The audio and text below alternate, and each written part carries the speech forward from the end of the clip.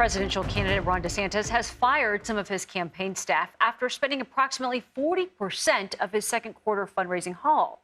The Florida governor raised nearly half of what former President Trump raised in campaign donations between April and June. However, President Biden and the DNC raked in more than the two Republican presidential candidates combined.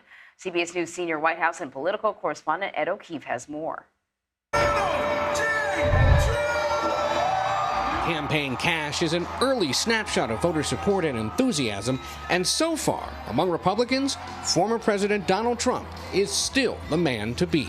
We are totally dominating DeSantis. The former president mocked Ron DeSantis this weekend at a convention of young conservative activists in the governor's home state of Florida. Thanks for coming all the way over here.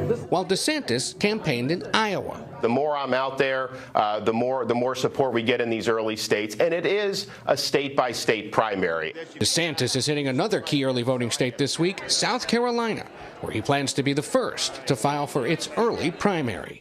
But with 40% of what he raised already spent, he laid off about 10 staffers over the weekend, prompting fresh questions about the strength of his campaign. DeSanctimonious and his establishment handlers are wasting such precious time and resources to divide the party. The latest filings show other GOP contenders far behind in the money race. Candidates need at least 40,000 individual donors to qualify for the first GOP debate in August. So far, just 6 of them say they have. Former Vice President Mike Pence isn't one of them, but says he'll make the cut despite raising less than $1.2 million in his first 3 weeks. Well, I just announced a month ago. Give me some time. Trump, who all the others want to face off with on stage, hasn't confirmed whether he'll participate in the first debate. When you have a big lead, you don't do it.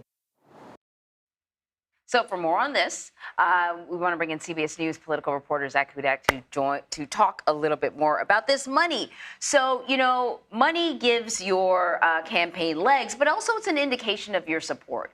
Donald Trump's campaign raised double what DeSantis raised between April and June, but we need to remember that DeSantis didn't even announce his presidential bid until late May. That being said, laying off staff, it's not a good look. What should we make of this news? There are a couple things at play here, Anne-Marie. The big thing we should make of this is that Ron DeSantis needs to make adjustments to his campaign.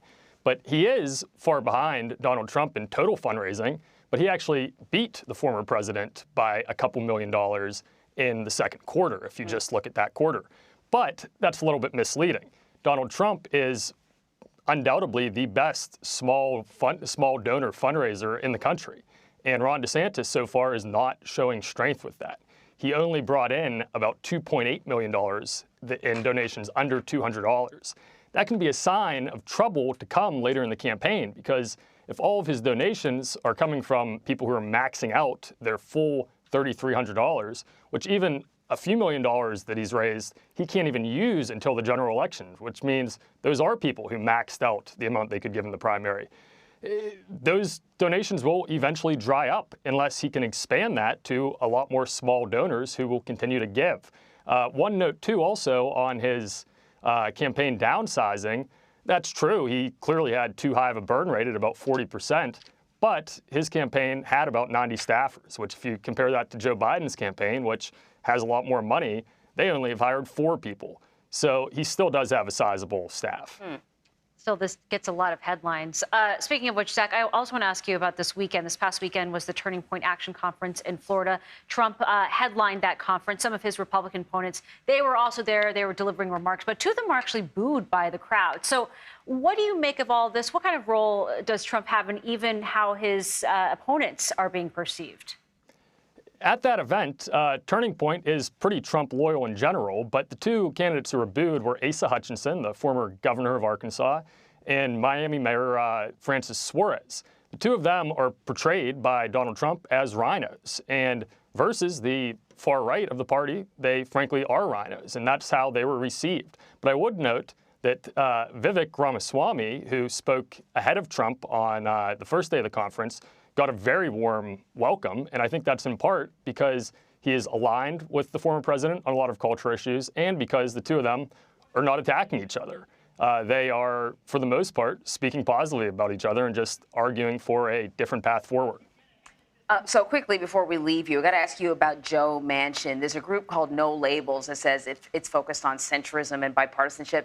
They announced that Joe Manchin is going to be hosting a town hall for the group.